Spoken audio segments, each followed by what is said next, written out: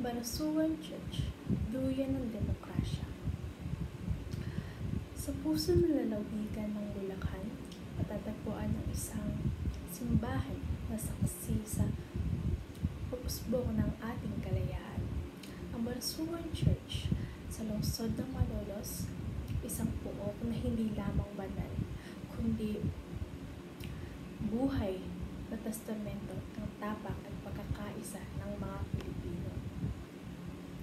Noong Setyembre 15, 1898, dito ginanap ang Malolos Congress, ang unang kongreso ng mga Pilipino na nagtatag sa pundasyon ng demokrasya sa ilalim ng Barasuan Church.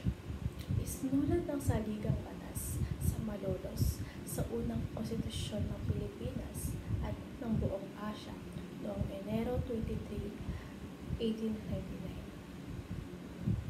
Dito rin idineklara ang unang Republika ng Pilipinas. Mula sa lugar na ito, isinilang ang tinig ng isang malayang bansa. Ngayon, mananatiling matatag ang Barasuan Church bilang isang dambana ng kasaysayan.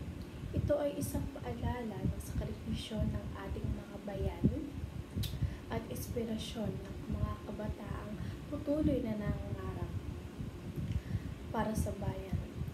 Ang bawat bato at dingding nito ay may dalawang kwento na tapang ng pananampalataya at pag-ibig ng bayan.